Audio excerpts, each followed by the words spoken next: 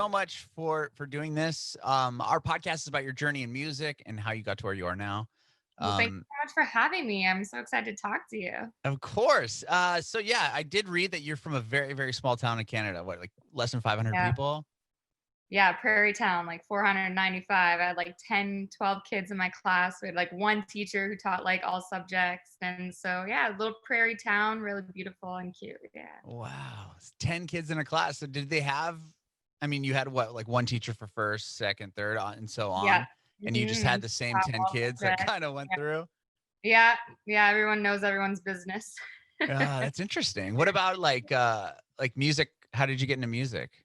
So it's funny, no one there really does music. Everyone's like either farmers or nurses and teachers and all that. There's not huge arts in Saskatchewan, the province where I'm from.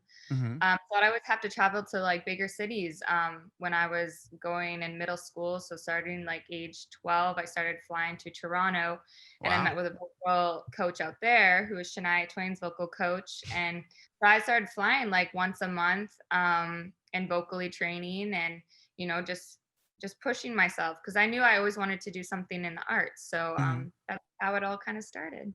Wow. So obviously you knew you could sing. So how did you? Were you just singing as a child, and your mom's like, "Wow, you're really good," or like, how did that happen? Actually, it's kind of funny. I always wanted to sing, and so my parents put me in dance. So I was dancing since I was like 3, competitively at age 5, ballet, Wow. jazz, lyrical, hip hop, everything.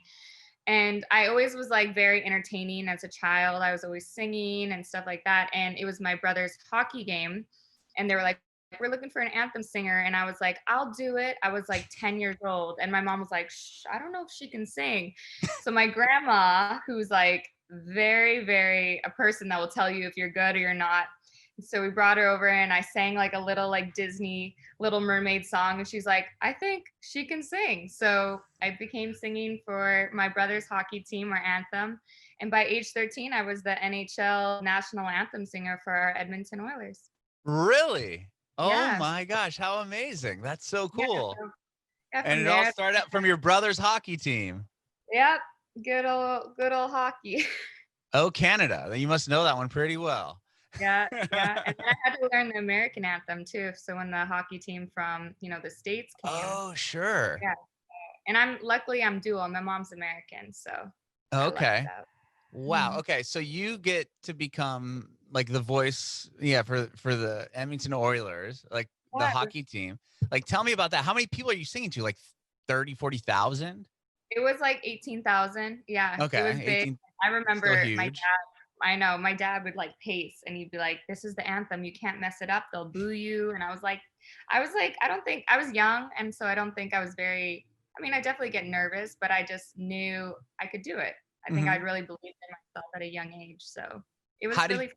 It was a great opportunity. yeah, how did you get, how'd you kind of work your way up in the hockey anthem world? Like, I mean, to go from what you're like, a small town, 425 people or 95 people, and then singing to, in an NHL game, especially in Canada where like, hockey is the Yeah, life.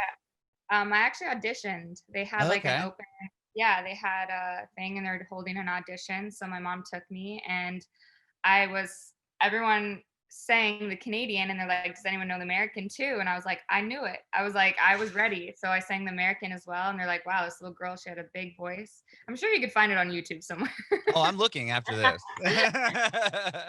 Yeah.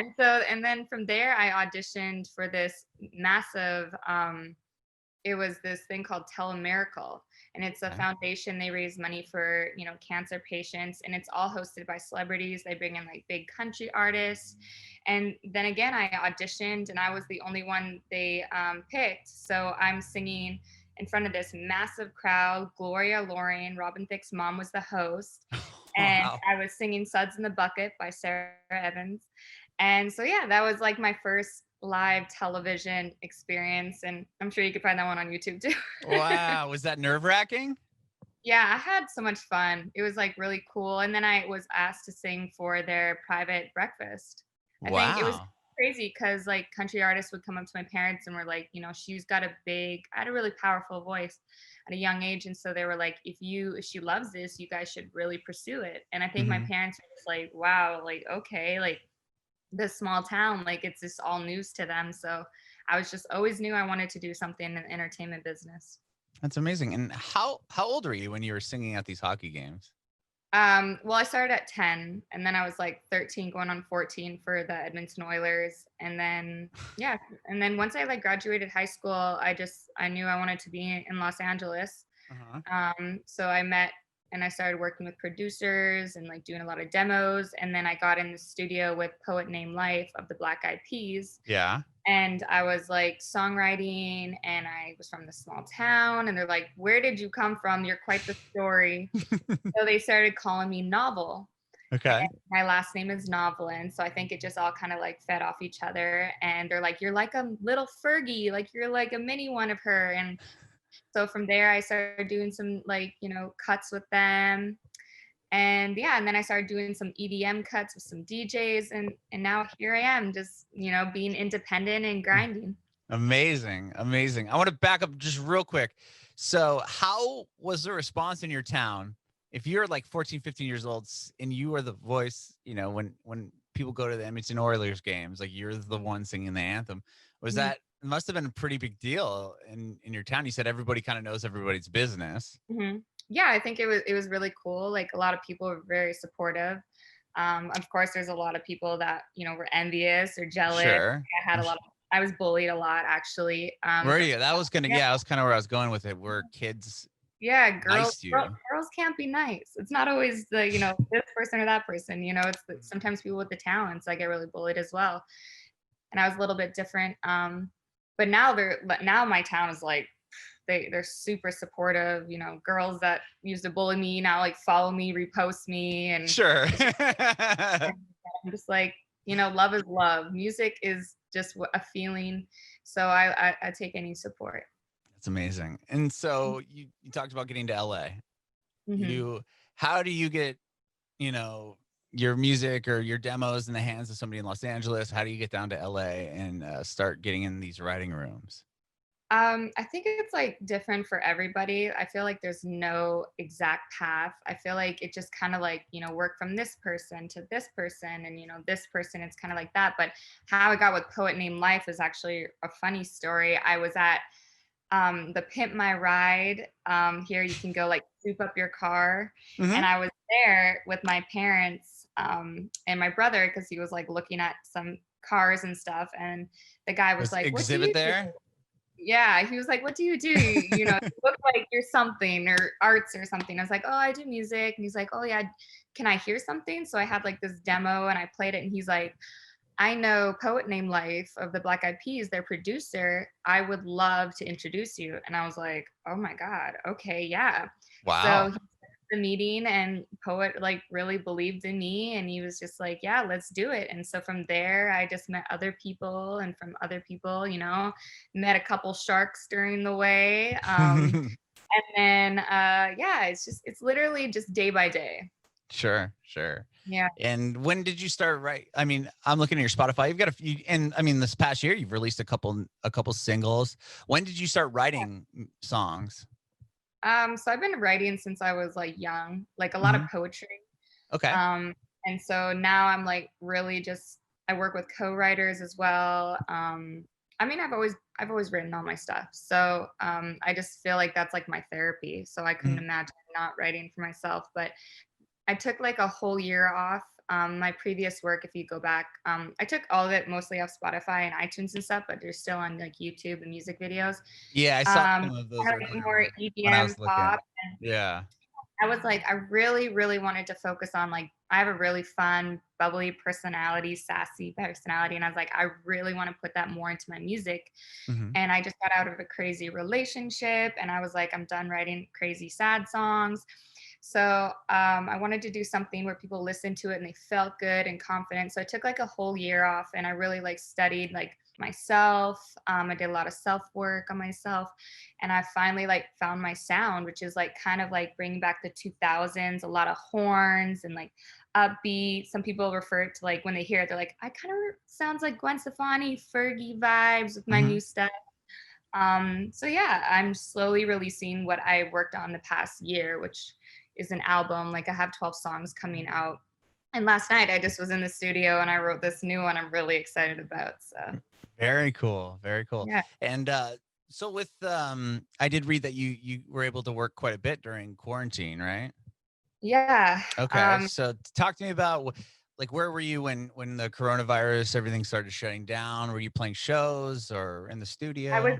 actually shooting a lot of videos and promo for my upcoming releases. Hmm. I shot like 6 promo videos, the cover art, everything. We were literally shooting and we're like reading like on our phones, like, oh my God, like it's shutting down. So I Wow. was lucky enough to get like all my videos and like cover art shot like right when the pandemic was happening. So I was like, okay, well, at least I can still like release the music during this time. I just started doing like a lot of Zoom sessions, slowly getting back into the studios, of course, being cautious with the masks. And I'm getting tested all the time because I Uh, just want to be sure everyone's safe. sure. So slowly I feel like we're getting back to normal. Yeah, yeah. When it first started, were you able to like were you writing at home, like kind of secluded, or were you able to do those Zoom sessions kind of early on? Yeah, I mean, I was always writing, Okay. and poet, like doing a lot of poetry, but I kind of like took some time to myself as well. Hmm. Um, Started like really focusing on like working out, like journaling more, focusing back on like myself. So I took a little bit of quarantine time, Hmm. but I was like always writing. Okay. Okay.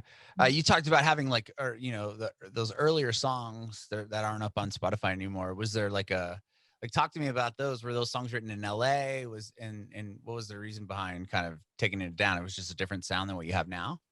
Yeah, I work with my A&R, and it was like, I mean, I what I love is like everything is like a chapter of mine, like what I've been through. So I just like took it down because I wanted to like rebrand, Hmm. and so people have like a clear understanding of like my new style, and it's like this is totally me. I mean, I'm sure I could have left it up. I mean, it's still on YouTube because I shot the music videos and they're like really dope and Hmm. um, independently. So I was like, I'm gonna just still leave the visuals up for the original Sure. people that love those tracks. Yeah. But for like Spotify and iTunes, I just wanted like a clear understanding of like this is my new style. The stuff before was like amazing. It was called Boys Like You, Amateur, Give Hmm. Me 20, All This Time. They're amazing, great songs. But now I have like a lot more personality in my new material. Very cool. So you Yeah. released Sticky and Like Us Mhm. last year or this year? This year, earlier this year. Yeah, this year. And Runaway Baby is my newest The release latest that one. That yeah, we'll talk about that one here in a second too. I want to talk about the fact that a couple of your songs have like over 4 million re shares on TikTok and how that yeah, happened and how you crazy. started seeing that. That was just you know what was so cool? Like seeing people bring their own personalities to my song, like Hmm. adding their own sauce or just feeling the song. That's what I love and that's what I live for. Like there's days where I'm like, am I supposed to be doing this? Like, my I get in my head and then people will reach out and be like, wow, this really touched me, or I'm feeling fun and this is making me feel so good. And I'm like, yes, this is why I do music, because I love to connect with people. And this is like a way for me to like really connect with people. So seeing people like support like us and Sticky and now Runaway Baby, it's so dope. That is cool. Like how I'm not I mean, I know what TikTok is obviously, and I just don't personally have one. I have a 12-year-old son that's all he does 24/7 is sits on TikTok. So Yeah. how do you know, like, how did you start seeing that people were using your song? Like, does it notify you like, hey, Novel, we're like this, blah, blah, blah, shared your, song. Like, how does that work? Yeah, I mean, I definitely get like notifications. But I had like a Disney star, Kylie. She like did a dance for like us and Sticky, and like it kind of just like started snowballing from there. I had Okay. like a couple bigger influencers that like posted the dance, and like all my songs, like when you upload them, they automatically get uploaded to like those other channels like Oh, TikTok and okay. So it just all those goes things. across all, So yeah, it just goes, Instagram and yeah. everything. Yeah, and then if people start like liking, like, what song is this? What song is that? And TikTok's like a great outlet, you know, it's like creative. People can do what they want with it, how they hear the song, and there's some amazing videos out there. But yeah, it's kind of, I feel like TikTok's like a snowball effect. So Oh yeah, it's stuff catches really you quick got and it kids just doing goes. the dance. No. Yeah. So tell me about the dance. How did the dance start? So yeah, I worked with Kylie, the girl from Disney, and she's like a dope, bubbly, fun, cute girl. And she's sent me a video of doing the dance, and I was like, wow, this is really cute and dope and fun and still like PG and like Hmm. so yeah, so she posted it, and now it's been Wow. snowballing. And then Paris Hilton like posted it, the original OG. She loved Like Us. There was like a video of her, like other video clips of like her like out having fun or like paparazzi shots, and like she put Like Us behind it, and I was like, That's wow, that's, cool. yeah, it was so cute. Wow. Wow. Wow. Well, how did you get the attention of Kylie, the Disney girl that did Um, this? Were you just friends, contact with her, and kind of? Yeah, I checked out some of her work, and I like was like, she's like, she was just super fun and she was super cool. So I hit out and I was like, hey, I have this single. Like, would you love to collab or something? And she was like, I'm super down. So we just kind of collaborated together. Very cool. That's awesome. I mean, I can't imagine seeing that type of traction on a song. Like, was it pretty quickly after she did it that you started seeing like the numbers kind of spike? Yeah, 'cause she has an amazing fan base. She has great younger kids. So that's why I wanted to make sure like it was still, you know, because there's some TikTok dances out there that are pretty little A raunchy. little And I was like, risque. I want, yeah, a little risque. And I was like, I want this to be like really fun. So it's like kids. That's why even with my how I write my music, I'm very careful because I really want to be a voice for, you know, young girls and like support young generations growing up. So I try not to like write too risky of songs. Hmm. I try to like really target like still the younger demographic because I feel like that's like our upcoming demographic, and like kids nowadays are all on the phone. They can see anything. So I was like, I really want to Hmm. be inspiration to like the younger generation as well as like still up tempo where my friends were like, I can mess with this song. Totally, totally. And you have a new song that you just dropped, what, two, three Runaway weeks Baby. ago, Runaway Baby. Tell me about that song.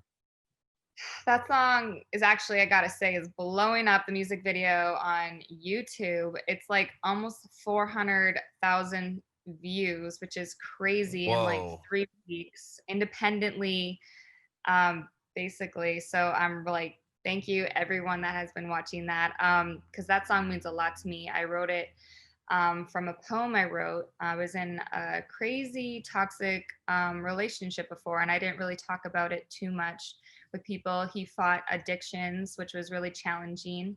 And Hmm. so I was kind of helping him through that. And I just lost myself in the process. And I wrote this poem, and I started sharing the poem at the beginning of shows as my opening act. And people after Oh, would come up and be like, wow, that poem, like I had no idea you wrote like that. Poetry is so cool. And I was getting a lot of feedback, and I was like, wow, I really want to make this into a full song. hmm. So I finished, I was in a writing like studio session, and we finished. And then I was like, I have this poem, and I read it to my producer and also my fellow songwriter Monroe, and they're like, wow, this is amazing.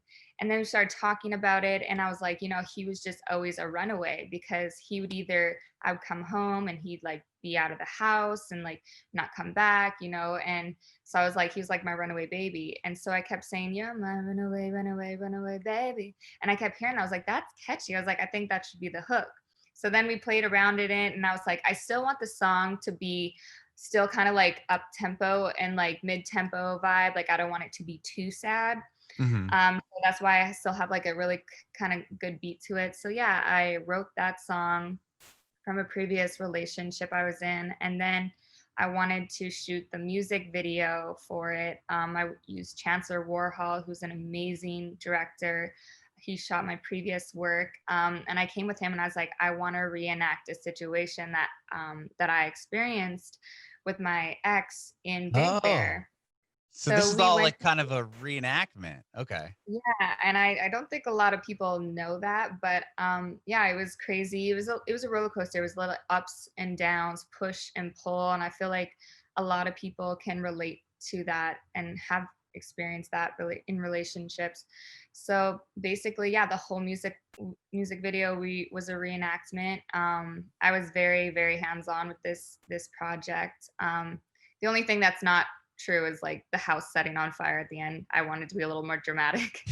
But Okay. but the That's whole good. the whole like the whole like pancake situation happened. Like everything was like me running out to the water and just releasing myself in the water, being like, I just want to cleanse and like heal myself. And that was like my release of like letting go. So I'm getting amazing people hitting me up about this song. And I was like kind of nervous about releasing this song because I haven't actually released anything very vulnerable, Hmm. um, as vulnerable, but I'm getting amazing support with this record.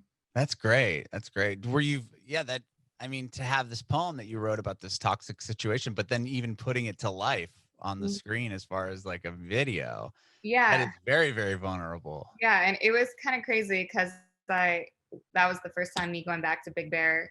It was like 3 years later, since that situation. Oh, so you went And back to the same place that it actually, so it actually happened in Big Bear from the yes, it happened. original story? Everything. I wanted everything to be exactly how it was, the experience. I wanted it to come across like exactly the feeling. And luckily enough, my current boyfriend was down to play my ex because I really wanted to be very intimate. Because the shots were like very intense. Like 1 minute we were like very intensely fighting, and then next minute we're like passionately like making love. And so I was like, I really want it to feel organic. So I was like, hit up my boyfriend. I was like, well, you play my ex. He's like, I'm down, babe. So I was like, that's really cool. That But is. I was gonna say, was yeah, that weird? Do you think for him, kind of, to be like, I'm your, like, because you were like reliving the exact kind of situation that had yeah. happened before. Yeah.